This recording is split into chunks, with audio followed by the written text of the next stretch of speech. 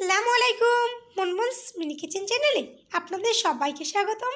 আজকে আমি আপনাদের মাঝে শেয়ার করব কোনো রকম ঝামেলা ছাড়া ঘরোয়া উপায়ে টমেটো সস তৈরি। আমার ভিডিওটি ভালো লাগলে একটা লাইক দিয়ে দেখা কন্টিনিউ করবেন। তাই আর দেরি না করে চলুন শুরু করা যাক আমাদের আজকের রেসিপি।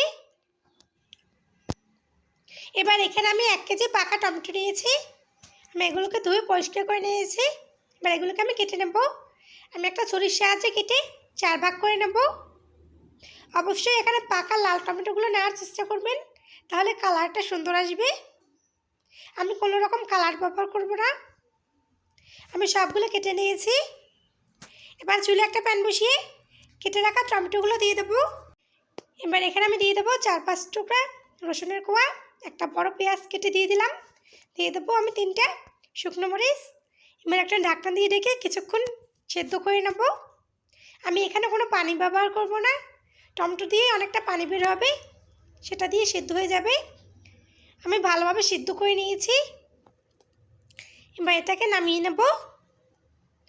আমি হালকা একটু ঠান্ডা করে এটাকে ব্লেন্ড করে নেব। এবার আমি ব্লেন্ডার জারে দিয়ে দেবো। একটা ঢাকনা দিয়ে ঢেকে ভালোভাবে ব্লেন্ড করে নিতে হবে। আমি ভালোভাবে ব্লেন্ড করে নিয়েছি। এবার একটা ছাঁকনির উপর টমেটোর পিউরিটা দিয়ে দেবো। এখন ভালোভাবে একটু নেড়ে নেব। নেড়ে টমেটো পিউরিটি ছেঁকে নেব, তাহলে পারফেক্ট হবে।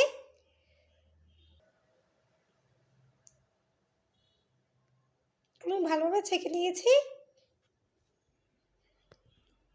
এবার এখানে একটা বাটিতে নিয়ে নেব আমি 2 টেবিল চামচ কর্নফ্লাওয়ার। এখানে অবশ্যই কর্নফ্লাওয়ারই ব্যবহার করতে হবে, অন্য কিছু ব্যবহার করা যাবে না। দিয়ে দেবো সামান্য একটু ভিনেগার। ভালোভাবে একটু মিশিয়ে নেব। এটাকে এক সাইডে রেখে দেবো।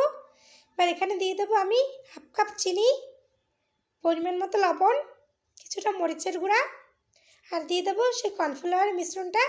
এখন ভালোভাবে নেড়ে নেব।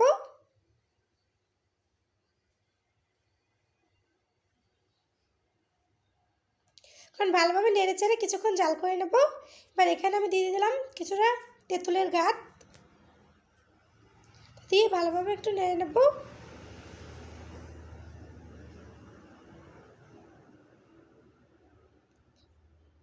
আমি ভালোভাবে নেড়ে চেড়ে কিছুক্ষণ জাল করে নেব।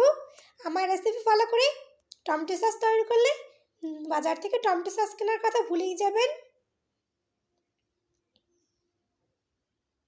আমি ভালোভাবে জাল করে নিয়েছি। এবার আমার টমেটো সসটা হয়েছে কিনা সেটা চেক করে নেব।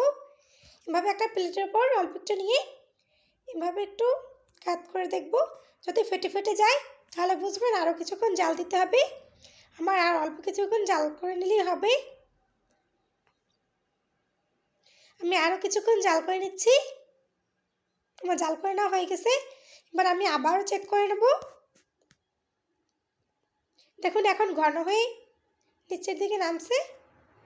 এখন বোঝা যাবে যে আমার টমেটো সসটা পারফেক্টভাবে হয়ে গেছে। বা এটাকে নামিয়ে কিছুক্ষণ একটু ঠান্ডা করে নেব। এবার এখানে আমি একটা আটার যে প্যাকেটগুলো থাকে সেই প্যাকেটের ভিতর ভরে নেব।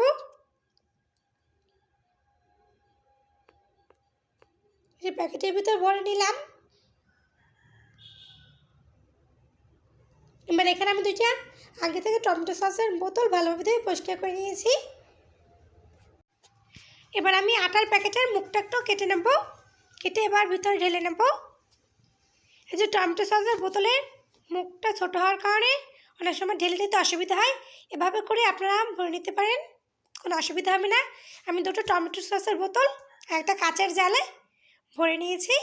এবার ভালোভাবে মুখ আটকিয়ে বছর জুড়ে সংরক্ষণ করে নিতে পারবো। আপনারা এভাবে বানিয়ে বছর জুড়ে সংরক্ষণ করে নিতে পারেন। এখন টমেটোর সিজন, কম দামে অনেক টমেটো পাওয়া যায়। বাজার থেকে টমেটো সস না কিনে এভাবে টমেটো দিয়ে আপনারা বানিয়ে নিতে পারেন। আমার ভিডিওটি ভালো লাগলে লাইক কমেন্ট শেয়ার করবেন। আমার চ্যানেল নতুন হয়ে থাকলে আমার চ্যানেলটি প্লিজ সাবস্ক্রাইব করবেন। আমার ভিডিও সবার আগে পেতে হলে বেল বাটনটি অন করে রাখবেন। এতক্ষণ আমার সঙ্গে থাকার জন্য অসংখ্য ধন্যবাদ। আসসালামু আলাইকুম।